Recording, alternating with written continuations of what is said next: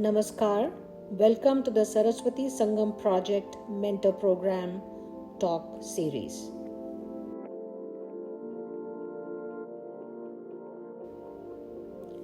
Today we will hear a conversation with TSSP Scholar Sanjana Venkatasubramanian.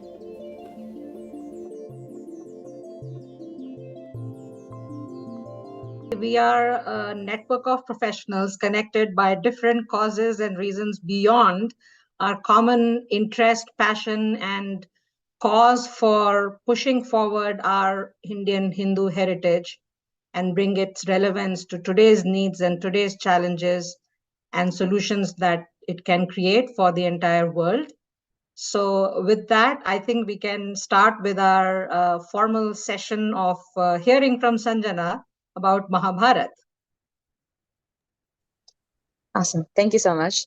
So I've actually been looking for a lot of different versions that match the Sanskrit version closely, and I got recommended this version by M.N. Dutt, and I think that it has been a really good read so far. And currently, I'm on they start off in reverse order, so they're starting off with like Parikshit, and he, as just to give you guys a little context, he was the king of the Kuru dynasty after Yudhishthira. So after the war, he was the one that was the king. And the part that I really liked is he's just roaming around in the forest. He's trying to hunt a deer, and every time he hunts a deer, he always sees it dead. But this time, when he's hunting this deer, I think most of you would know the story, but this time when he's hunting the deer, he's not able to catch it. So he keeps searching for it in the forest, and then he gets hungry and thirsty. And then he finds a rishi there, and he asks the rishi, like, where did you see the deer? But the rishi is observing Maunavratam, so the rishi does not speak. But Parikshit, because of his anger and thirst, gets angry, and he takes a dead snake and puts it on top of the rishi's neck, and that's what starts Bhagavatam actually. And so I was just amazed by all the different connections, like Mahabharata leading into Bhagavatam. And the most important thing for me as a young person interested in Sanatana Dharma was the writing style, honestly. Just the way that Veda Vyasa writes and talks about these characters in such high regard. I think it's very fascinating in that we don't see that a lot in like modern literature. Like I've read a lot of like Shakespeare, I've read a lot of different works. But the way that Veda Vyasa carries all his characters, even Duryodhana, even Dhritarashtra, the worst of the worst, as people might deem, the way he presents everyone and the way he talks about it and describes Mahabharata is just interesting read. So, yeah, I just wanted to share that little story and my insight about Vyasa's writing style. So, if you guys have any questions or any thoughts to add, feel free to do so.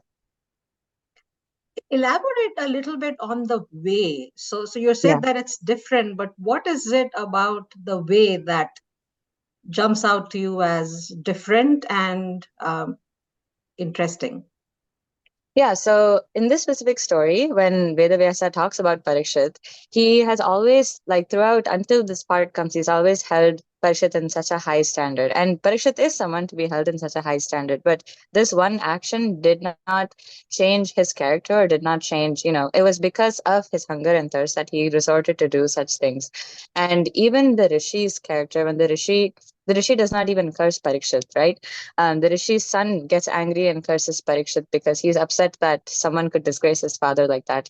And so just the way that Vedavyasa takes us through this and talks about, like, he talks about Parikshit's guilt, Parikshit's sorrow, how he felt and how he regretted his decisions and actions, versus like if you see more in like Shakespearean works or like European works, I've seen that, the characters' whole personality completely like changes and the way that they're portrayed becomes different, and it's more like a switch between everything. But even if a character is like deemed to be not good or evil or adharmic, Vedavyasa has never put them down, and he's never portrayed them in a way that, oh, this is someone to be. Even Ashwatthama that released the Brahmastra is not talked about in that way. He's only talked about in a way like, oh, the gods will punish him or this will happen to him, but it's never degraded. And so even to get a little more specific on that, the woman characters, I feel like back in the day, there was a lot of appreciation for women's physical beauty, and it is not in a sexualized way. And I just really like the way that Vedavyasa talks about that, versus in like Shakespeare novels, women's beauty is appreciated, but it's in a slightly more different context. And so, yeah, those are some of the points that stood out to me.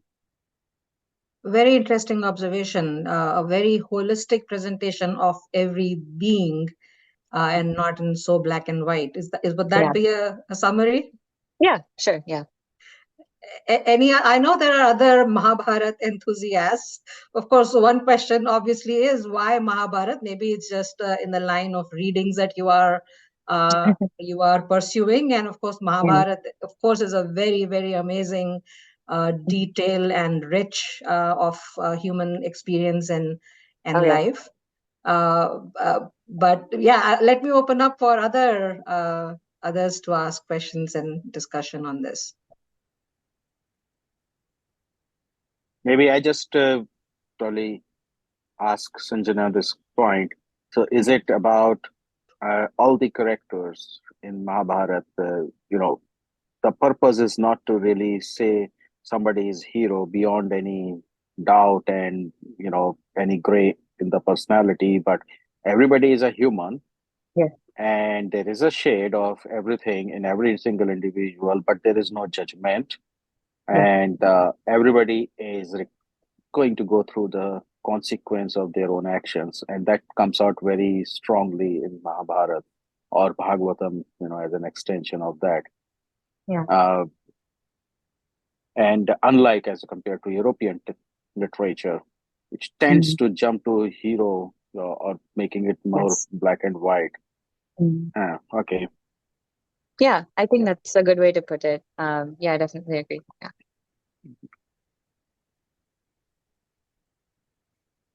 I think it draws a contrast between the Western view of things as good and evil and binary versus varieties of shades of gray that the Indian mind or the Hindu mind is willing to accept.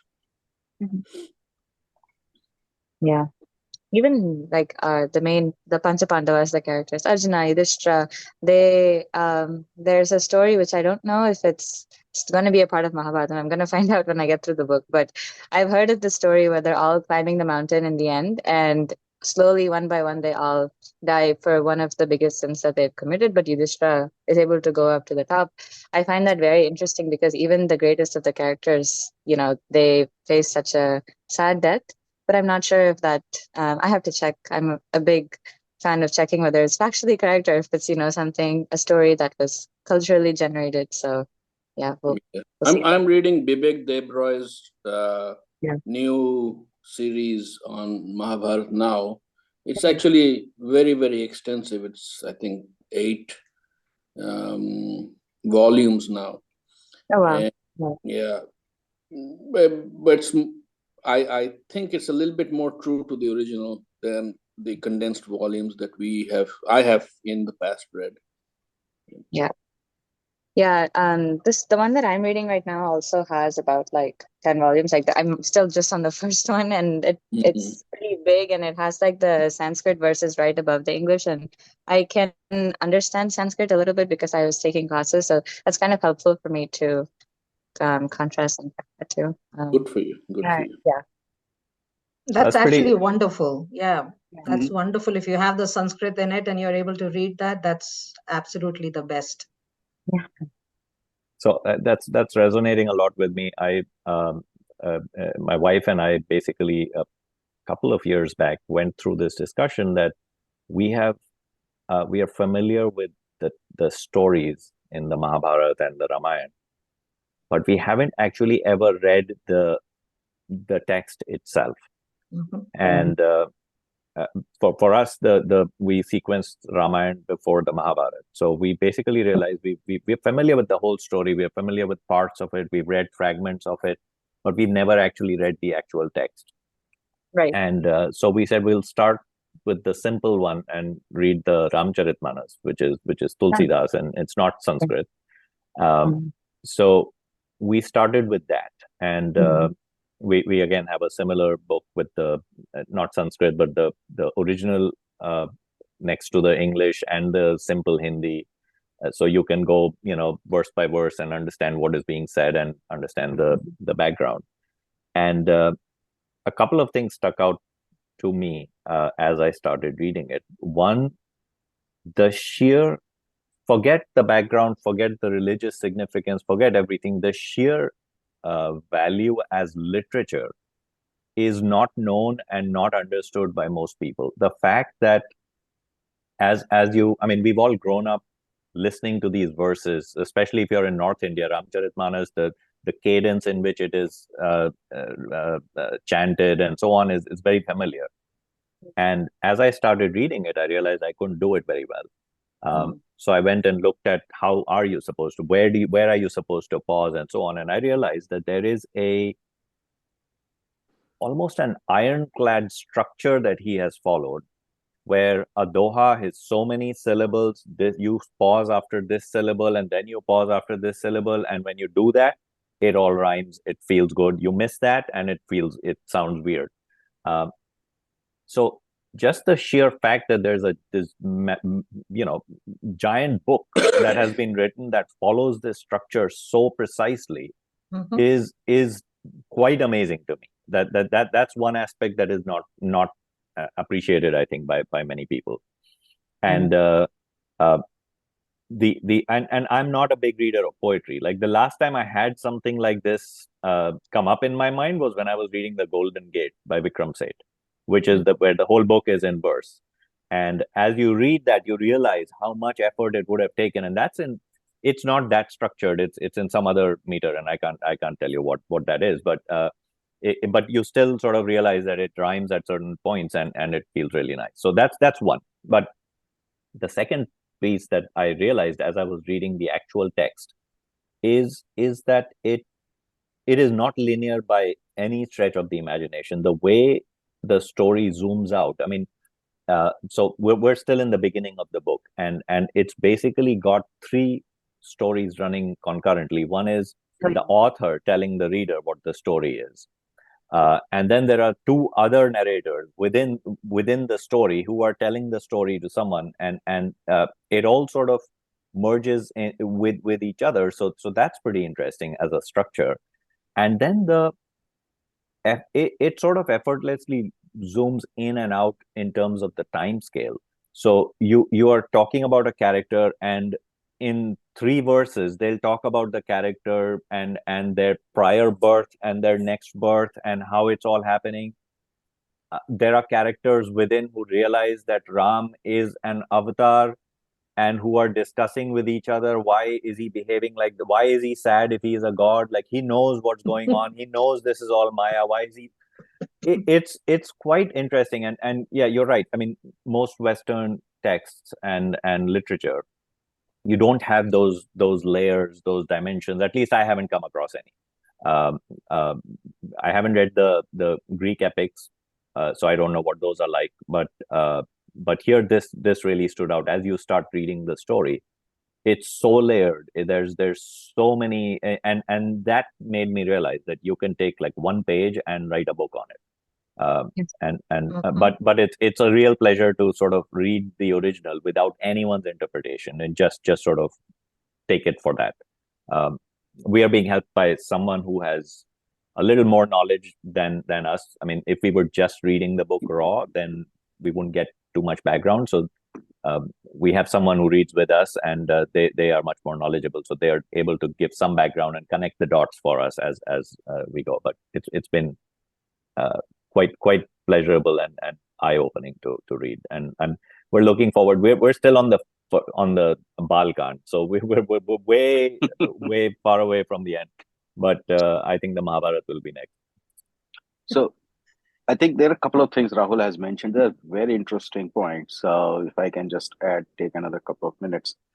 One is the wealth in terms of the creation as a literary work for Ramcharitmanas. Now, it is one of the, as far as I know, I have not gone into details myself, but I know there are about 9 types of Shastras which we lost as a heritage over a period of last few centuries.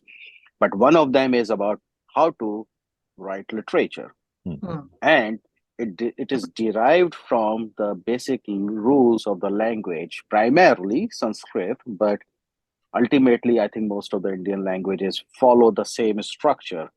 What it does, it exactly tells if it is a doha, what structure it has to follow, a chand, a chaupai, and Tulsidas probably is the greatest exponent of that shastra of his time than anybody else probably. And of course, there could be other in the regional languages which we do not know, and that is the wealth, and that is the bad luck for us that we just simply do not know enough about our own heritage in that sense. But I read about it somewhere and said how they define the rules for language, which almost, to be very honest, all of us are having some mathematical background. That is literally maths. How you assign the sandhis and halants and all whatnot, how Sanskrit structure will follow, and ultimately how you can. It simply flows. And I read that presentation. It was mind-boggling. So what point I'm making is, it's so old. Tulsidas is contemporary to Akbar. I remember somebody commenting many years back, 4 or 5 years back on Twitter platform, a so-called liberal journalist. So Shakespeare's produced those book of body of work back in those days.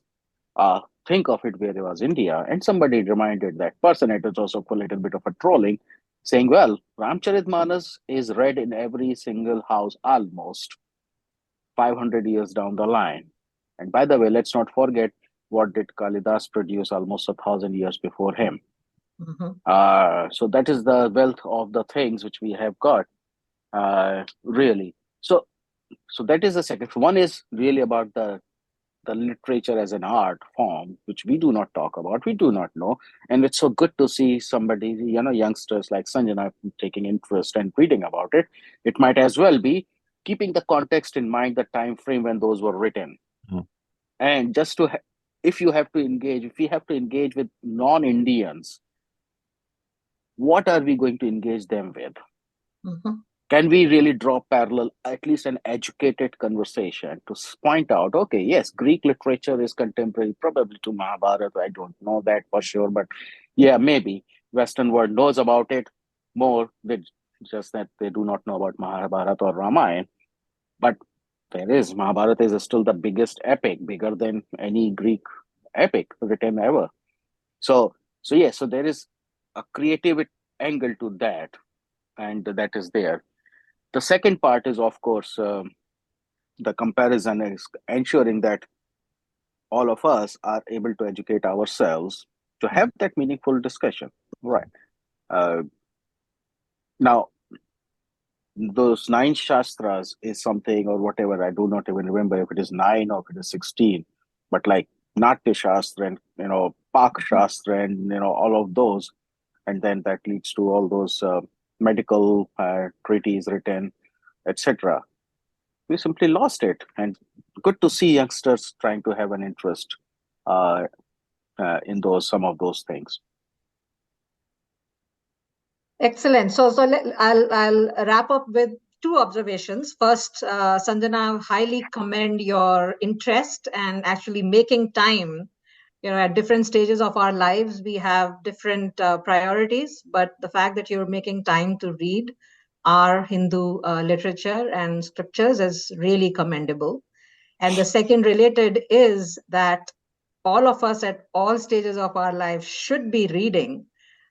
For much of our literature that's lost, there is still very, very large volumes of literature still very much available and approachable as well, because people have devoted time to translate, explain, develop discourses around it. So this is something that all of us should put on a very high priority, whatever our other challenges and time burdens and requirements may be. So I think that's an important pillar of continuing to grow our own understanding and broader understanding. As Yogesh ji mentioned, we need to be able to talk about our heritage. Thank you for listening, and we will greatly appreciate your support of our efforts. Thank you.